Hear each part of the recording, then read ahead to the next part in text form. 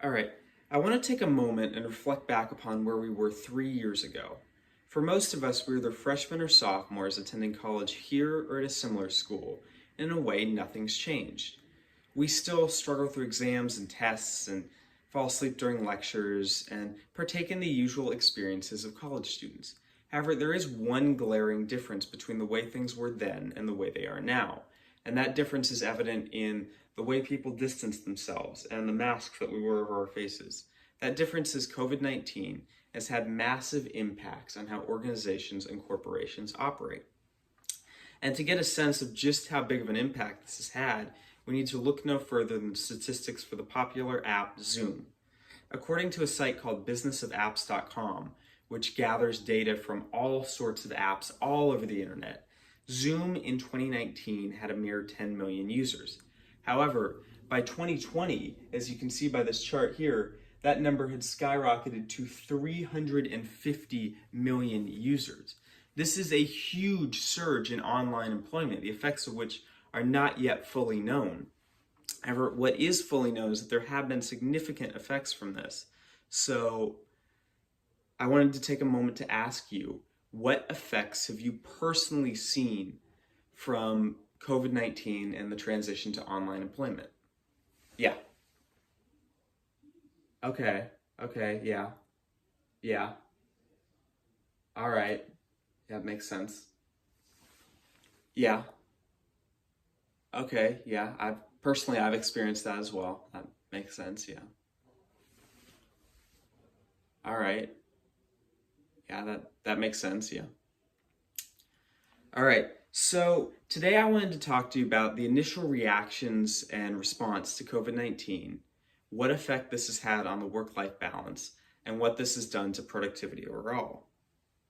So at the start of the COVID-19 pandemic, there was a sudden surge in rules and regulations designed to try and keep employees safe. And the initial response to these was for most companies to simply send their employees home with the thought that once it became safe, they could bring them back and return to work as normal. But as weeks turned into months, this stopped being a viable option, as companies need to function to make money and to stay alive. So most companies turn to remote distanced employment to try and maintain that, balance between keeping their employees safe and still making money. At the height of the COVID-19 pandemic, somewhere between 50 to 60% of American employees worked at least part-time from home. If you filter for just white-collar workers, that number jumps to an astonishing 83% of American workers. This is a huge surge in online employment. And it's clear that this isn't going anywhere anytime soon either, because 9 out of 10 of those employees surveyed in this Gallup poll said that they wanted their working conditions to stay that way. They wanted to stay working from home. This is not a phenomenon that's going away anytime soon. On the more economic side of things, however, we haven't fared so well. According to Indeed.com, the world's #1 job hunting site, somewhere between 12 and 13% of postings listed have disappeared due to the pandemic.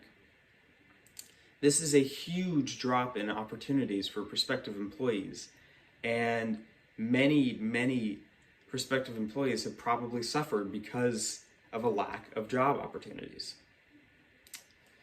All right, so now that we've taken a look at what the initial reaction was to COVID-19, let's shift and talk about the work-life balance. When you work a traditional job, work and home are separated by geographic distance and the time that you spend commuting.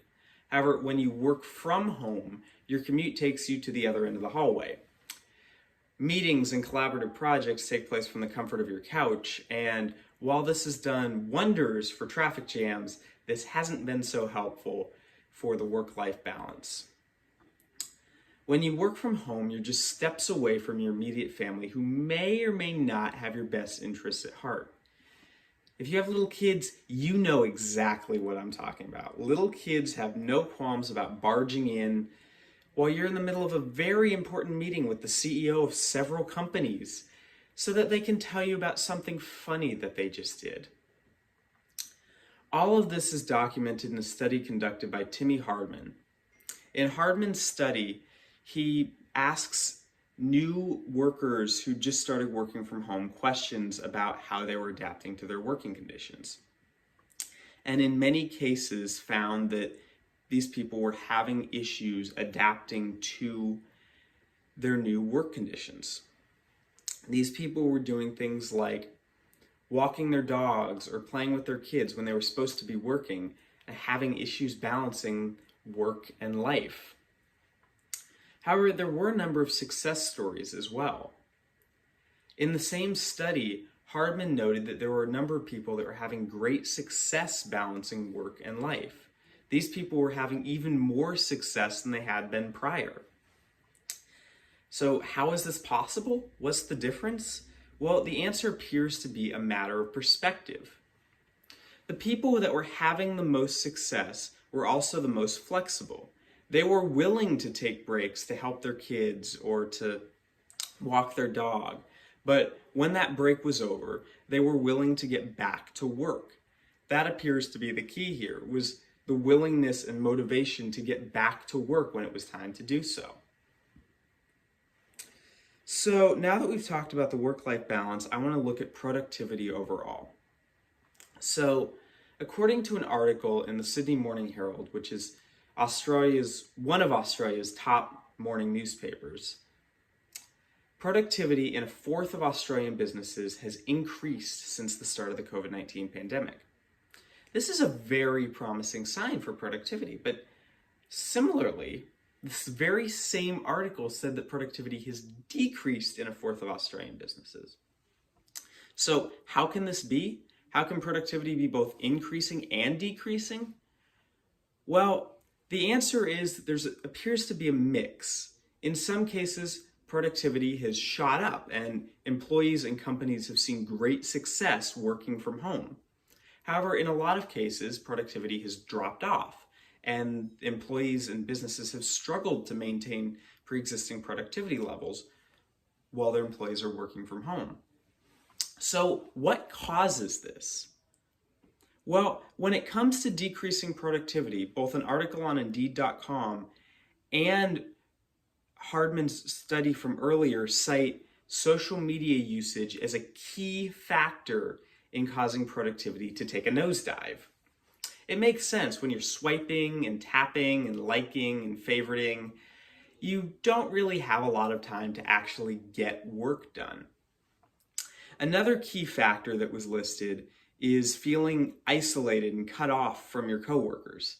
This makes sense as well, as when you feel alone, you're probably feeling a little bit depressed, and when you feel depressed, you don't have the motivation to get as much done as you would normally.